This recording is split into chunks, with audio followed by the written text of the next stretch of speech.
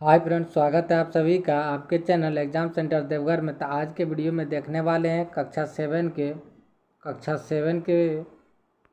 के विज्ञान को देखने वाले हैं। कक्षा 7 के विज्ञान को देखने वाले हैं और पौधे में पोषण के बारे में पढ़ेंगे। जो भी इम्पोर्टेंट प्रश्न आप लोग नोट करते रहेंगे और हम लोग बताते रहेंगे। आगे देखते हैं। आप लोग नए हैं तो चैनल को सब्सक्राइब करके वीडियो को शेयर करें। तो बढ़ते हैं आगे।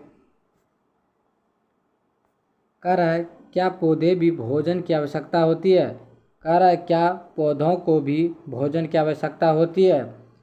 सभी जीव प्राणियों को विविध गतिविधियों जैसे हमारे शरीर में वृद्धि, शरीर की टूटी फूटी कोशिकाओं को मरम्मत एवं जैविक प्रक्रियाओं के लिए आवश्यक पदार्थों की आपूर्ति के लिए ऊर्जा जरूरी पड़ती है। कह रहा हमारे शरीर को वृद्धि के लिए ऊर्जा की आवश्यकता होती है। टूटी फूटी कोशिकाओं को मरम्मत करने के लिए ऊर्जा की आवश्यकता होती है। आगे देखते हैं। यह ऊर्जा इन्हें कैसे प्राप्त होता है। यह ऊर्जा कैसे प्राप्त होता है। यह ऊर्जा इन्हें भोजन से प्राप्त होता है। जो ऊर्जा मिलता है शरीर को वृद्धि करने के लिए वह कहाँ से मिलता है, तो भोजन प्राप्त करने से मिलता है। इसका अर्थ हुआ कि पौधे को भी भोजन की आवश्यकता होती है, यानी पौधे को भी भोजन की आवश्यकता होती है। जैसे पौधे बढ़ते हैं तो बढ़ने से भोजन करने से ही, चाहे हम लोग हो या पौधे हो या मनुष्य हो या पौधे हो या जानवर जो भी हो, सबको भोजन करने से ही शरीर में वृद्धि होती है। पिछले कक्षा में आपने भोजन के विभिन्न घटकों के बारे में विस्तार से अध्ययन किया है। भोजन में उपस्थित विभिन्न घटक जैसे कार्बोहाइड्रेट, प्रोटीन, वसा, विटामिन और खनिज जिन्हें पोषक तत्व कहते हैं। तो पोषक तत्व कौन कौन से हैं, तो याद रखेंगे आप लोग। पोषक तत्व हैं कार्बोहाइड्रेट, प्रोटीन, वसा, विटामिन और खनिज लवण ये 5 चीज़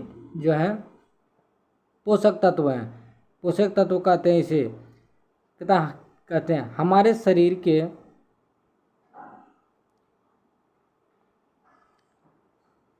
शरीर के विभिन्न कार्यों के लिए आवश्यक है। कहते ये 5 पोषक जो तत्व है हमारे शरीर के लिए विभिन्न कार्यों के लिए, सबका कार्य अलग अलग। जैसे कार्बोहाइड्रेट ऊर्जा देने का प्रदान करता है, विटामिन रोगों से लड़ने में रक्षा करता है, प्रोटीन ऊर्जा देता है, ये सब वसा भी ऊर्जा देने का कार्य करता है। तो ये सब सब शरीर का पोषक तत्व है। सोचिए पौधे के लिए भोजन कौन बनाता है। पौधे के लिए भोजन कौन बनाता है। पौधे अपना भोजन स्वयं बनाते हैं। तो आइए हम समझते हैं पौधे अपना भोजन स्वयं बनाते हैं या नहीं बनाते हैं। आइए जाने कि पौधे में ऐसा क्या है जिससे वो अपने भोजन स्वयं बनाते हैं। इसे संश्लेषित करने का सक्षम होता है। याद रखेंगे आप लोग, पौधे को संश्लेषित करने का सक्षम होता है इसमें। और यह पौधे भोजन अपना स्वयं से बनाते हैं, खुद से बना लेते हैं भोजन। आगे देखेंगे, आगे के प्रश्न को देखेंगे हम लोग। प्रकाश संश्लेषण के बारे में देखेंगे। प्रकाश संश्लेषण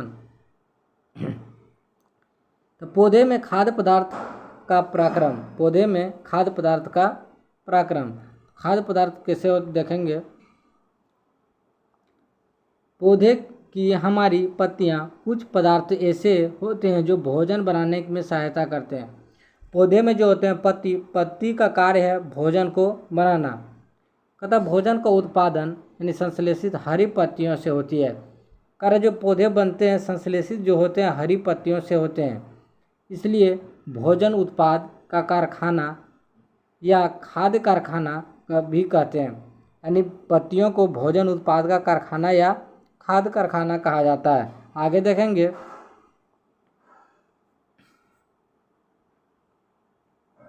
यहाँ पे कुछ इम्पोर्टेंट दिए गए प्रश्न। कहता पौधे की हरी पत्तियां में हरित लवक होते हैं। ये वेरी इंपॉर्टेंट प्रश्न है।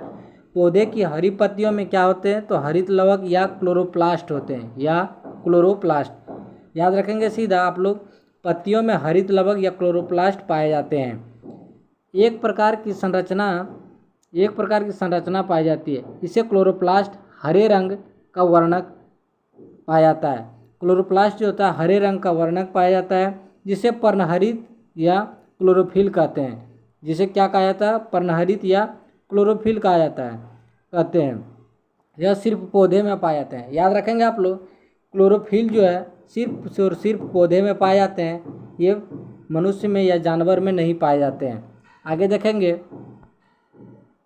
ये देख रहे होंगे पौधे का ये चित्र है। पत्तियों में हरित लवक में पाए जाने वाले पर्णहरित, पत्तियों में हरित लवक में पाए जाने वाले पर्णहरित। देखते हैं आगे।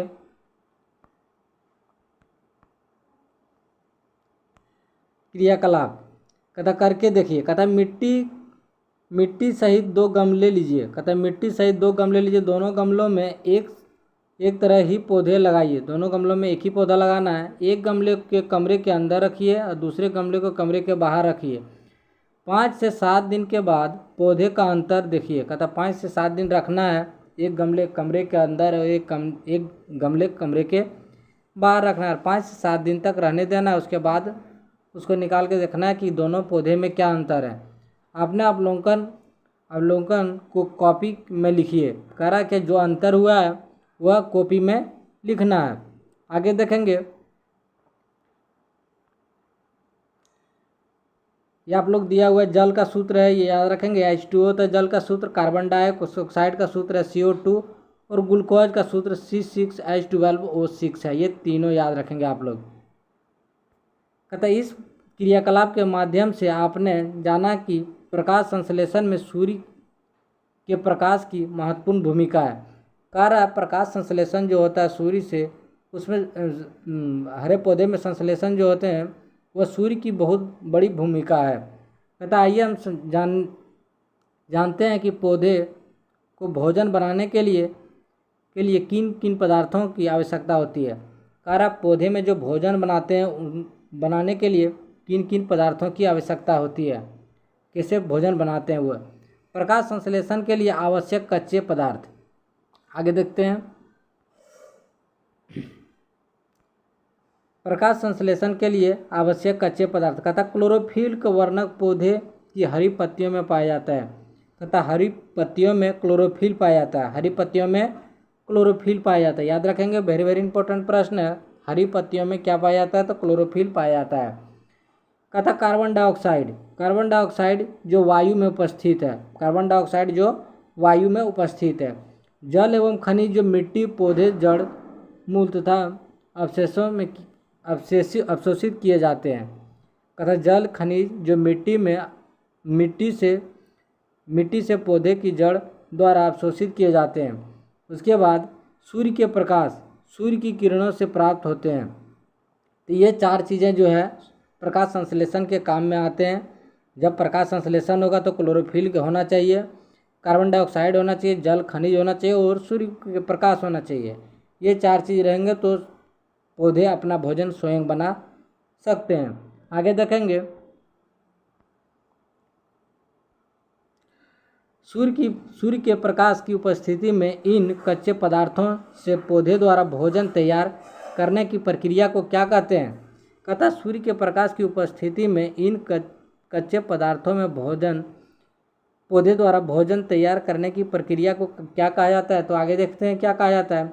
हरे पौधे द्वारा सूर्य के प्रकाश में उपस्थित क्लोरोफिल, कार्बन डाइऑक्साइड तथा जल का उपयोग भोजन बनाने के लिए किया जाता है। तो भोजन बनाने के लिए किन किन पदार्थों का उपयोग किया जाता है? तो क्लोरोफिल का किया जाता है, कार्बन डाइऑक्साइड का किया जाता है, और जल का किया जाता है। याद रखेंगे आप लोग, ये प्रकाश संश्लेषण कहते हैं। इस प्रक्रिया में मुख्यतः ग्लूकोज, कार्बोहाइड्रेट, शर्करा है। इस प्रक्रिया में ग्लूकोज, कार्बोहाइड्रेट और शर्करा है। ऑक्सीजन निर्मुक्त होता है। इसमें ऑक्सीजन जो होता है प्रकाश संश्लेषण में निर्मुक्त होता है, यानी ऑक्सीजन बाहर निकलते हैं इसमें। आगे देखेंगे,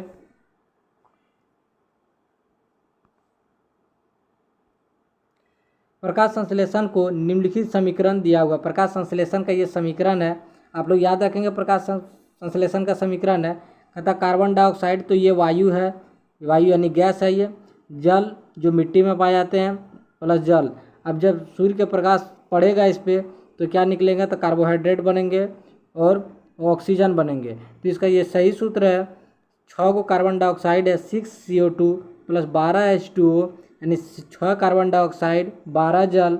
जब सूर्य के प्रकाश इस पे पड़ेंगे क्लोरोफिल पे, यहाँ नीचे दिया हुआ क्लोरोफिल और सूर्य के प्रकाश है, जब क्लोरोफिल पे पड़ेंगे तो निकलेंगे ग्लूकोज। ये ग्लूकोज का सूत्र है, प्लस जल है और कार्बन डाइऑक्साइड है, ये 3 चीज़ निकलेंगे। क्या क्या निकलेंगे, तो ग्लूकोज, जल और कार्बन डाइऑक्साइड। ग्लूकोज, जल और कार्बन डाइऑक्साइड, 6 को कार्बन डाइऑक्साइड, 6 को जल और 1 ग्लूकोज का निर्माण होगा। आगे देखते हैं, आगे की प्रश्न है कार्बोहाइड्रेट एवं स्टार्च।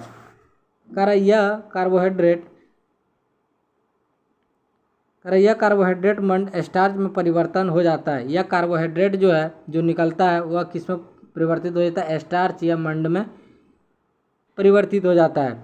क्या प्रकाश संश्लेषण के लिए क्लोरोफिल की आवश्यकता है? प्रकाश संश्लेषण के लिए क्या क्लोरोफिल की आवश्यकता है? बिल्कुल क्लोरोफिल की आवश्यकता प्रकाश संश्लेषण के लिए है। जिस पत्ती में क्लोरोफिल नहीं है उसमें प्रकाश संश्लेषण होने की क्षमता नहीं होती है। आगे देखेंगे, क्रोटोन या क्लोसिस की एक चित्तीदार पत्तियां लीजिए। चित्तीदार पत्तियां लेना है तो आगे देखेंगे,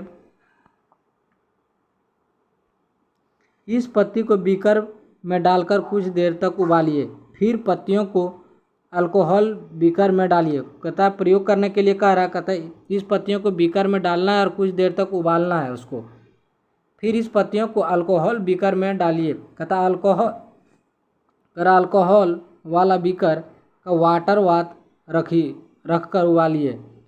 कहता फिर पत्तियों में मौजूदा हरा वर्ण क्लोरोफिल पत्ती जैसे निकालकर अल्कोहल में घुल जाता है।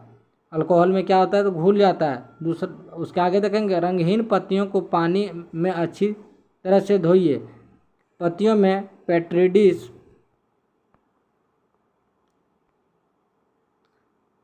पेट्रिडिस में रखकर उस पर आयोडीन की कुछ बूंदें डालिए। क्या आप क्या देखते हैं, यहाँ देख रहे हैं प्रयोग क्या हुआ है। तो इसमें डालने के बाद ये हमें पता चला, जिस भाग में क्लोरोफिल पाया जाता है वो भाग क्या हो जा रहा है, ब्लैक हो जा रहा है, और जो भाग में क्लोरोफिल नहीं है वो भाग वैसा ही पड़ा है। ये इस निष्कर्ष से निकलता है। आगे देखेंगे,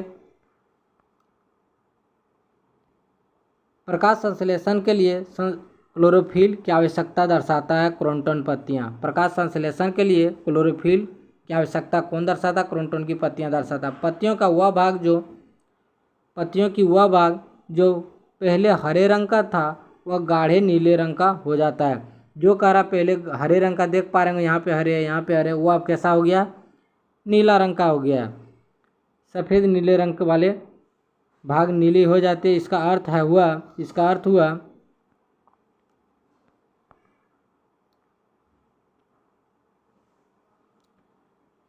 हुआ कि सफ़ेद रंग वाले भाग में हरा वर्ण क्लोरोफिल उपस्थित होने के कारण उस भाग में प्रकाश संश्लेषण की प्रक्रिया हुई और न ही स्टार्च का ही निर्माण हुआ। प्रकाश जिस भाग पत्तियों में हरा था उसमें जो है क्लोरोफिल की आवश्यकता है, जो वाइट था उसमें कुछ नहीं पाया गया, उसमें क्लोरोफिल था ही नहीं, इसलिए वह सफ़ेद ही रह गया। इसमें स्पष्ट है कि प्रकाश संश्लेषण के लिए क्लोरोफिल की आवश्यकता होती है। प्रकाश संश्लेषण के लिए किसकी आवश्यकता होता है, क्लोरोफिल की आवश्यकता होता है। आगे देखेंगे, अब बताइए हरी पत्तियों में ऐसा क्या पाया जाता है कि उसे प्रकाश संश्लेषण करने में सक्षम होता है। तो इसमें क्या पाया जाता है, क्लोरोफिल पाया जाता है। याद रखेंगे आप लोग, हरी पत्तियों में ऐसा क्या चीज़ पाया जाता है जो कि प्रकाश संश्लेषण में सक्षम होता है। तो इसमें सही आंसर होगा क्लोरोफिल होगा। दूसरा देखेंगे, प्रकाश संश्लेषण के लिए जरूरी कच्चे पदार्थ का नाम लिखें। तो प्रकाश संश्लेषण के लिए जरूरी कच्चे पदार्थ का नाम क्लोरोफिल है, जल है, खनिज है, ये सब है, याद रखेंगे आप लोग। तीसरा देखेंगे, प्रकाश संश्लेषण की प्रक्रिया का समीकरण जो है, समीकरण बोला दर्शाने के लिए, इसका 6 कार्बन डाइऑक्साइड 12 जल जब रिएक्शन करेगा क्लोरोफिल पर प्रकाश डालेगा तो ग्लूकोज निकलेगा, कार्बन डाइऑक्साइड निकलेगा और जल निकलेगा। याद रखेंगे आप लोग। आगे देखते हैं रंध्र। रंध्र के बारे में देखते हैं।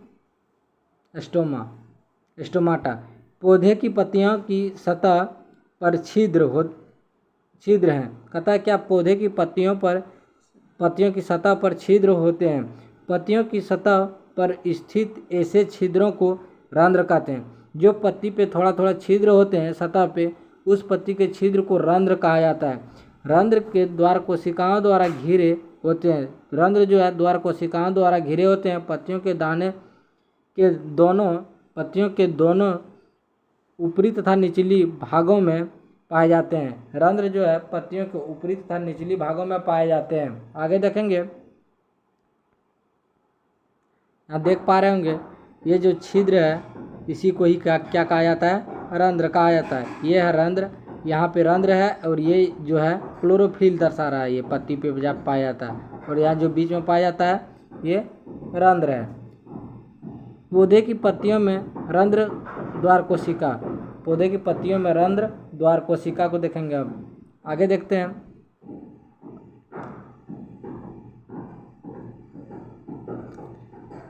अब कह रहा है जाइलम। जाइलम जो है जल जो है पौधे में किस विधि द्वारा जाता है, तो जाइलम विधि द्वारा। और भोजन जो जाता है पौधे में किस विधि द्वारा जाता है, तो फ्लोएम विधि द्वारा जाता है। याद रखेंगे, भोजन फ्लोएम विधि द्वारा और जल जो है जाइलम विधि द्वारा। क्या आप एवं खनिज इसी तरह पत्तियों तक पहुँचते हैं?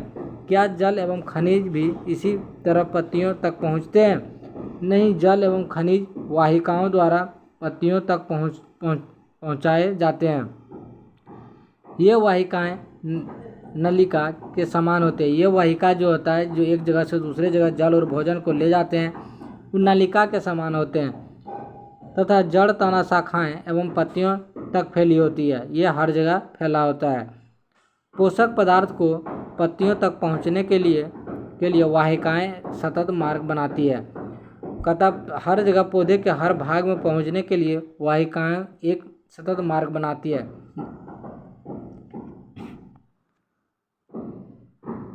कहता जाइलम, कहता वाहिकाओं के एक सतत मार्ग बनाती है।